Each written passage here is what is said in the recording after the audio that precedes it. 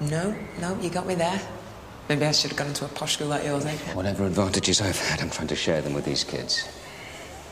I'm beginning to understand why you got a punch in the mouth. Hey, wait a minute. Look, I haven't got time to discuss your hang-ups. I need to speak to Dante. I've had a social worker on, and he's going to have to go into care tonight.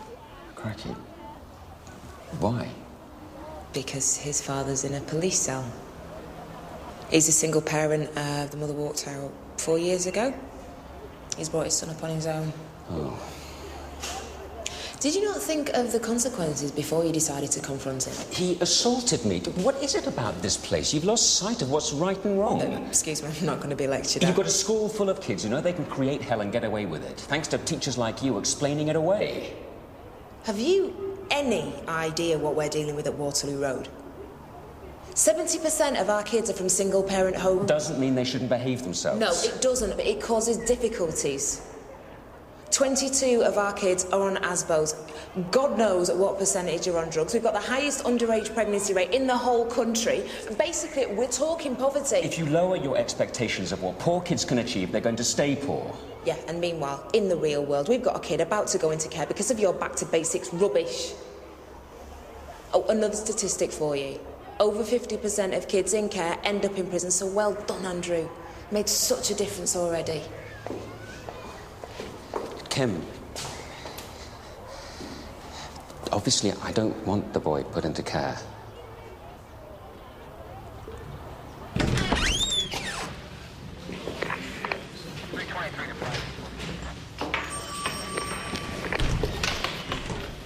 Hi, we're looking for Clarence Charles. He was lawyer? No, I'm his son's pastoral care teacher, Kim Campbell.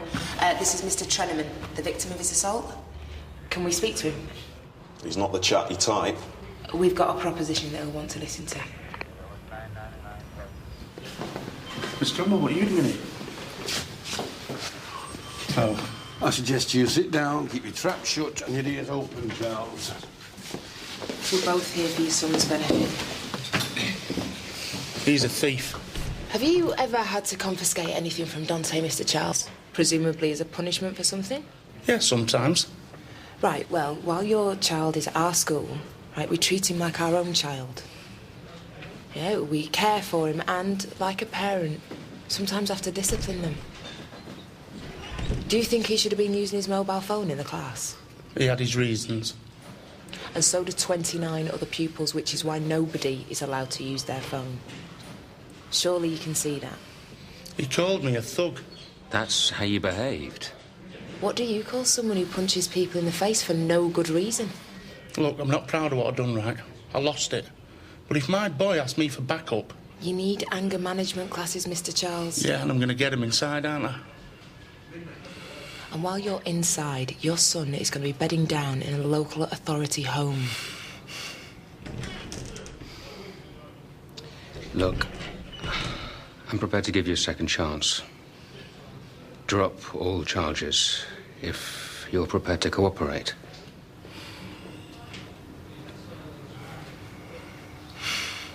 Today there was a very serious assault on a member of my staff. The man who assaulted him would like to say something.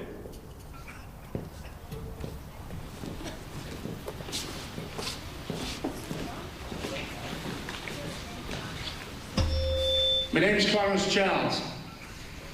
I want to apologise to Mr. Treneman and anybody in his class for my assault on him this morning. I was out of order, and it could have got me sent to prison and my son Dante put into care. So I'm very lucky to be let off, because it's not worth it for a stupid mobile, which shouldn't be used in lessons. Right, son? And I'll see he doesn't do it again, Mr. Rimmer. I'll give you my word. Thank you. Just so you know, this is now a zero-tolerance school for violence against teachers. There's a big sign going up outside the gates. We always prosecute violent parents. And we will exclude any pupil whose parents assault my staff. So go home and tell your mums and dads. I'm not having it. Teachers, dismiss your tutor groups.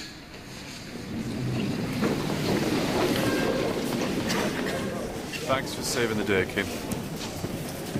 I suppose I should thank you two. If you want to. Oh, God, you're tricky. Come on, son, let's get something to eat. Got a lot to talk about, yeah? You what? Just disrespected me in front of the old school? Ain't going nowhere with you.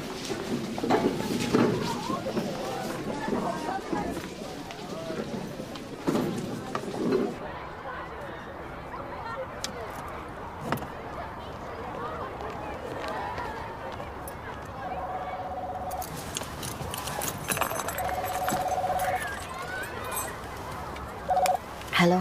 Iz? It's me. Did you speak to Tom? Yeah, Lorna, can I ring you back? I'm driving. Sorry. Get out. For God's sake, please, just listen to me. Hurry up. I've been fighting these feelings for months. Honest. But it's not a daft crush. You're the point of my day. I've tried to get you out of my head. Well, try harder.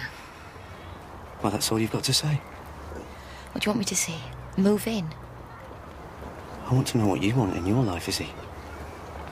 Because I don't think I've cooked up these feelings all by myself. Do you know, it's almost funny. You don't know the first thing about my life. In fact, I don't have a bloody life. I've got a job and 2 kids, and that's all I can cope with. So why don't you take your feelings away from me and give them back to Lorna? Now go.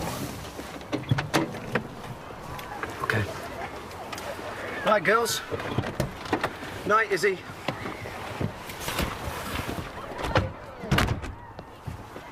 What do you want? Nothing. Why is he sat in our car then? It's none of your business. Have you two had an argument? Mum. Mum! I'm talking to you! Well, I'm not talking to you.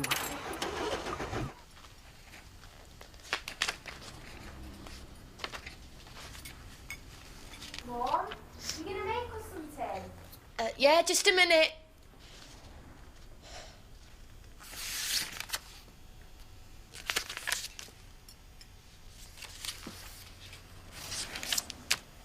Tom, bloody Tom.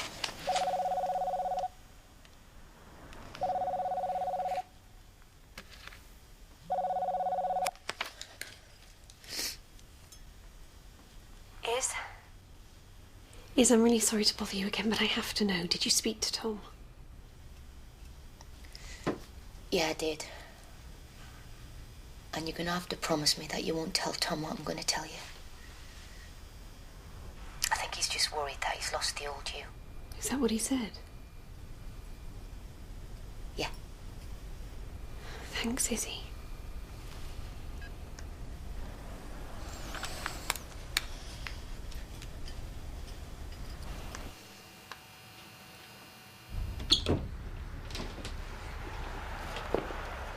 Lorna?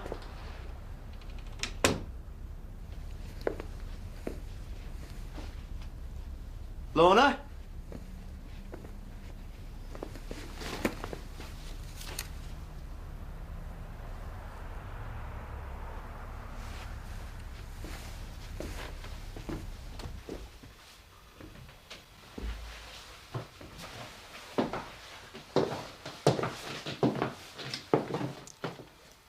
Come here.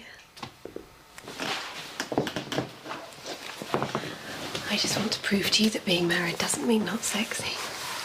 Look, what I said today. Yeah, I know I've been a little hung up lately, but not anymore, I promise. I don't think this is a good idea. Your foxy lady's back and she wants her man. I've still got some marking to do. You're nearly as bad as me. Come on, Tiger.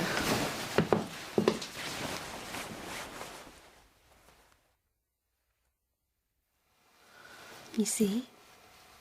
You do still love me.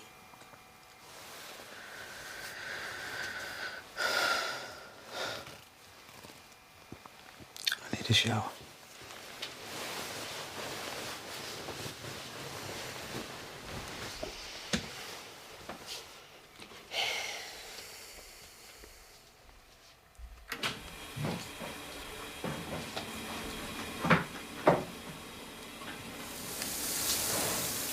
Izzie, it's me.